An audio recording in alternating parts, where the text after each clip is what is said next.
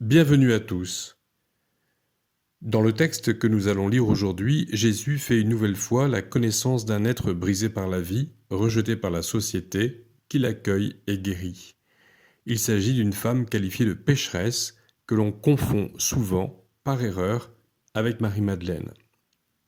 Donc je lis dans l'Évangile selon Luc au chapitre 7, les versets 36 à 50, le récit de la rencontre entre Jésus et la pécheresse au parfum. Un des pharisiens pria Jésus de manger avec lui. Jésus entra dans la maison du pharisien et se mit à table.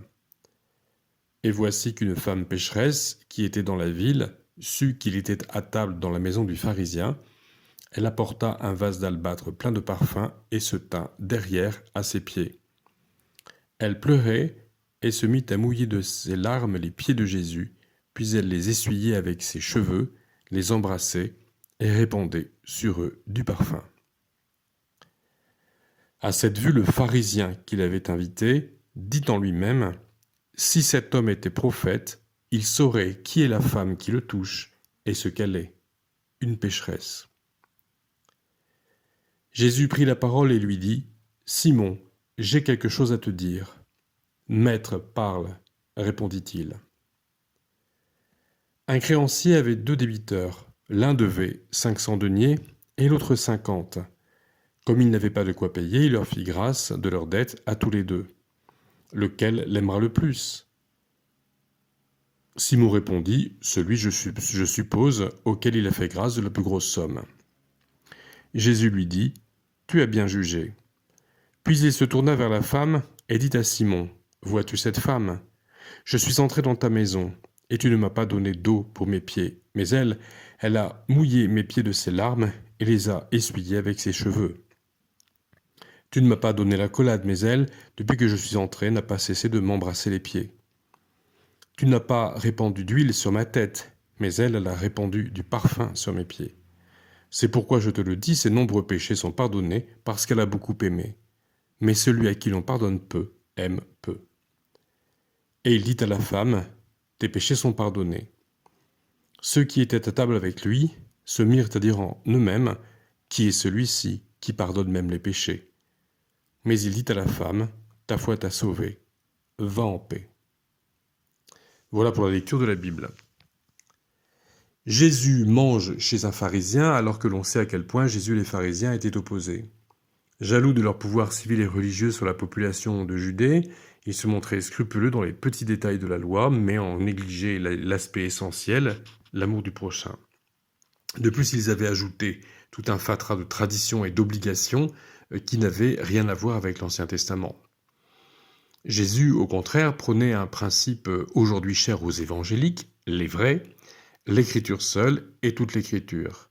C'est dans cette logique d'amour du prochain que Jésus accepte l'invitation d'un pharisien en dépit de l'opposition de ces derniers à son ministère, et que par ailleurs il accueille une femme pécheresse. L'hôte de Jésus se prénomme Simon. Il ne s'agit pas de l'apôtre Simon-Pierre. Simon, c'est la version grecque de Siméon, prénom très courant chez les Israélites, venant de l'un des fils de Jacob. On pourrait croire que ce pharisien-là est moins opposé à Jésus que les autres, puisqu'il l'invite chez lui, mais peut-être était-ce pour le mettre à l'épreuve et le discréditer. On note dans la suite du récit qu'en effet, ses réserves à l'égard de Jésus se manifestent rapidement. La femme est qualifiée de pécheresse. On pense généralement que pécheresse est un euphémisme pour dire que c'était une prostituée. En effet, le dégoût qu'elle inspire aux pharisiens, qui considèrent qu'elle n'est même pas digne d'être touchée, semble indiquer que le péché spécifique de cette femme était d'ordre sexuel.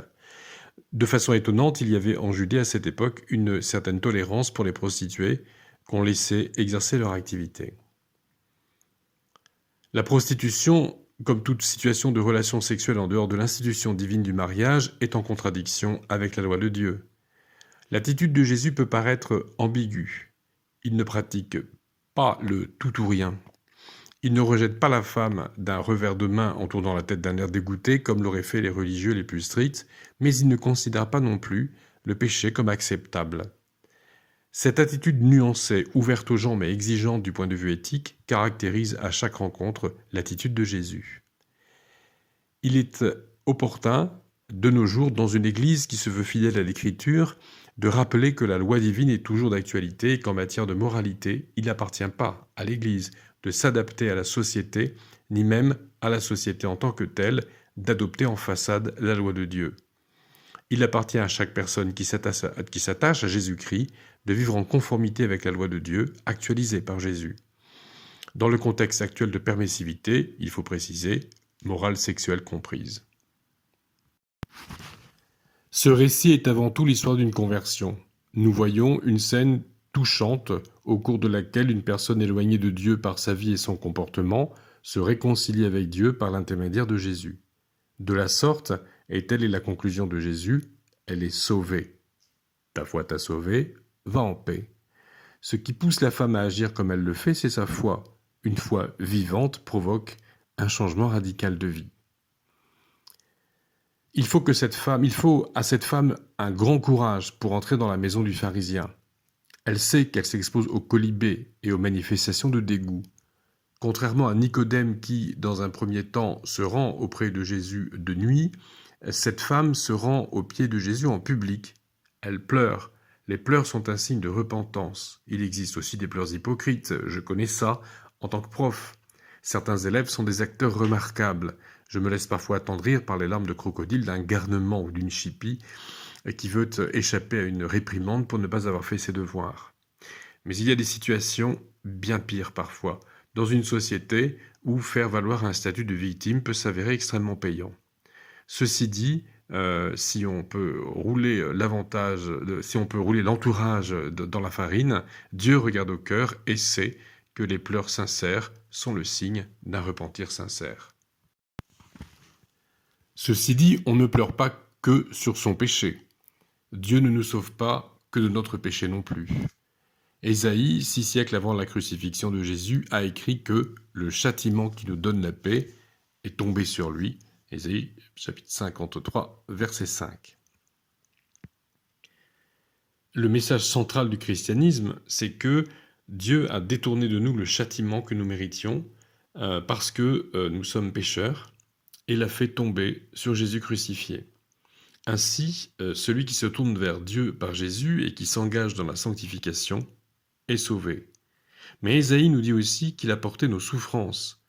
À la toute fin de la Bible, le livre de l'Apocalypse nous dit que le but de Dieu n'est pas seulement de nous délivrer du péché, mais aussi d'essuyer toute larme de nos yeux et d'ôter le deuil de nos cœurs, comme nous le lisons en Apocalypse 21, verset 4. Nous assistons à une guérison du cœur. Jésus libère cette femme non seulement du péché, mais du mal de façon plus générale. « Va », lui dit-il. Dorénavant, elle devra cheminer non seulement dans la sanctification pour faire échec au péché, mais aussi dans la pacification du cœur. « Va en paix ». En araméen, langue dans laquelle Jésus s'est vraisemblablement adressé à la femme, comme en hébreu, le mot « shalom » désigne la paix du cœur, la paix avec Dieu, mais aussi la santé, le bien-être, le bonheur. Jésus ne regarde pas qu'à nos péchés. Nos défaillances spirituelles, nos vides intérieurs sont dus aussi à nos souffrances, à nos blessures. Et c'est une erreur que de réduire l'être humain à sa condition de pécheur. La femme s'approche de Jésus en larmes. Elle pleure sur son péché, elle pleure sur ses malheurs. Elle verse du parfum sur ses pieds, un hommage fréquent à l'époque lorsque l'on voulait honorer quelqu'un. On versait de l'huile, sans doute parfumée, mais moins chère que le parfum, sur sa tête. Jésus fait même remarquer à son hôte qu'il n'en a pas fait autant. La femme, elle, ne lésine pas. Elle verse non de l'huile parfumée, mais du parfum.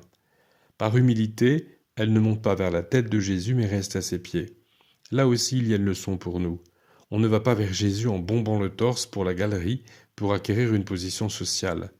Une vraie conversion se fait dans l'humilité, sans motivation sociale.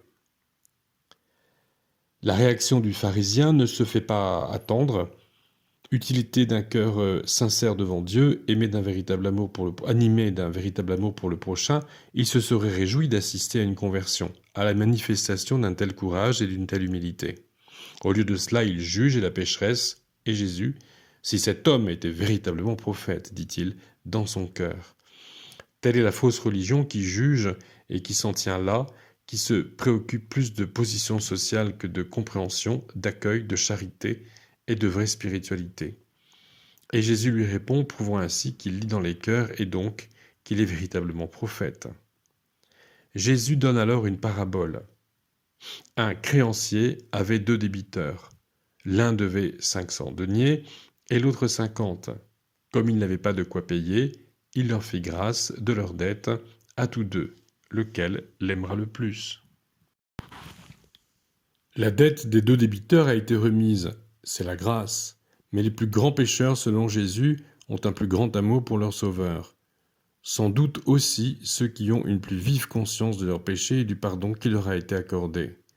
Se morfondre dans sa conviction de péché en oubliant que Dieu nous a pardonné nous empêche d'aimer Dieu. La vive conscience d'avoir reçu le pardon de Dieu, de le recevoir à chaque fois que nous nous repentons de nos péchés quotidiens, voilà qui va de pair avec notre conscience de l'amour paternel de Dieu, mais aussi avec notre propre amour pour Dieu.